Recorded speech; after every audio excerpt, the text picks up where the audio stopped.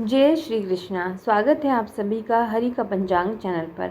आज हम बात करेंगे रक्षाबंधन पर जो भद्रा व्याप्त हैं उसकी शंका का समाधान इस वीडियो में करेंगे कि ये त्यौहार किस तरह से और किस समय पर मनाना है। पिछले साल की भांति इस साल भी रक्षाबंधन के त्यौहार पर भद्रा व्याप्त रहेगी। शास्त्रों के अनुसार यह त्यौहार भद्रा रहित अपराह्न व्यापिनी पूर्णिमा में करना जरूरी होता है। भारत के कुछ प्रदेशों में यह त्यौहार उदय व्यापिनी पूर्णिमा में भी मनाया जाता है। इस साल 19 अगस्त को सुबह के समय से लेकर के दोपहर 1:31 तक भद्रा दोष पाताल में व्याप्त है। तो शास्त्र निर्णय के अनुसार 19 अगस्त सोमवार को ही भद्रा के बाद दोपहर 1:32 से या फिर प्रदोष काल के समय भद्रा रहित काल में शाम को 6:53 से लेकर के रात्रि 9:03 तक रक्षाबंधन का त्यौहार मनाया जाएगा। अति आवश्यक परिस्थिति में परिहार स्वरूप सुबह के समय 10:51 से लेकर के 12:36 तक के समय को छोड़कर ध्यान रखिएगा, सुबह 10:51 से लेकर के दोपहर के 12:36 तक के समय को छोड़कर भद्रा पुच्छ काल प्रातः 9:50 से 10:52 तक में रक्षाबंधन करना कुछ मर्यादा तक ग्राह्य रहेगा। यानी कि आप सुबह 9:50 से लेकर 10:52 तक में रक्षाबंधन यदि आवश्यक है तभी करिएगा, नहीं तो आप दोपहर को 1:32 के बाद ही भाई को राखी बांधिएगा।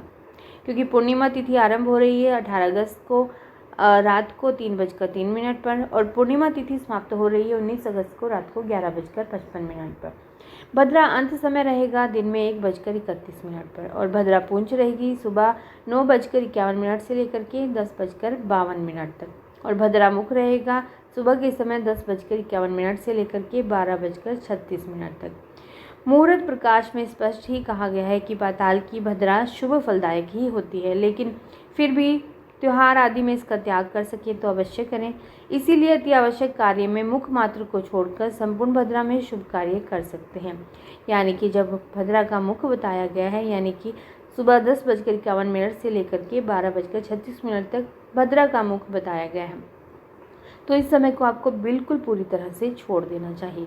रक्षाबंधन से पहले इस दिन प्रातः अथवा दोपहर के समय अपने घर के मुख्य द्वार पर गेरू से या फिर किसी अन्य रूप से रक्षाबंधन का पूजन करते हैं तो वो लोग भद्रा पूंछ के समय प्रातः 9:51 से 10:52 तक देवी पूजन संपन्न कर सकते हैं।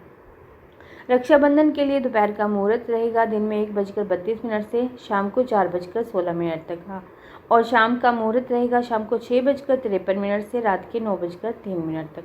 यदि आप बहनों का कोई भाई ज़्यादा बीमार रहता है या किसी अन्य परेशानी में है तो आप कुछ उपाय भी कर सकते हैं। रक्षाबंधन के दिन राखी बांधने से ठीक पहले अपनी दाईं मुट्ठी में पीली सरसों 1 चम्मच ले और 7 लौंग ले लें।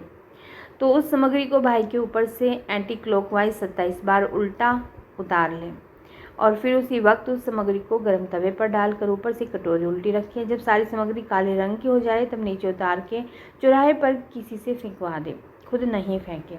ध्यान रहे सरसों और लौंग अपने घर से लेकर जानी है यदि आप शादीशुदा है तो, अन्यथा खुद ही बाजार से नहीं खरीदें। घर के ही काम में नहीं लें। उपाय के बाद तवे को भी अच्छे से धो लें। सरसों उसरने के बाद ज़्यादा देर घर में न रखें, तुरंत ही उसको बाहर फेंकवा दें। इस उपाय को राखी के दिन ही करना है और फिर से इस उपाय को नहीं करना है। कई बार ऐसा भी होता है कि कुछ लोगों के पास समय नहीं होता, कुछ बहनों के पास समय नहीं है कि वे ट्रेन से जा रही हैं या फिर बस से अपने भाई को राखी बांधने जा रही हैं, तो उनको जल्दी ही वापस भी आना होता है। तो उनके लिए यह है कि वे राखी लेकर जाएं, परंतु भद्रा के समय में राखी ना बांधें। हो सके तो भद्रा गुजर जाने के बाद राखी बांधें। यदि उनको जल्दी आना है तो भाई के पास ही राखी को छोड़कर आ जाएं, भाई स्वयं से बांध लेंगे। परंतु इन बातों में आपको रिस्क नहीं लेना चाहिए। मैं तो यही कहूँगी कि भद्रा के समय को बीत जाने दीजिए, उसके बाद ही राखी बांधिएगा। यदि आप ऐसा नहीं कर सकती, आपको जल्दी है, तो राखी को भाई के पास ही छोड़ के आ जाइए, भाई खुद से ही राखी बांध लेंगे। और इस दिन भगवान को भी राखी बांधी जा सकती है। सुबह सवेरे जब आप पूजा पाठ करेंगे तब आप भगवान को भी राखी बांध सकती हैं।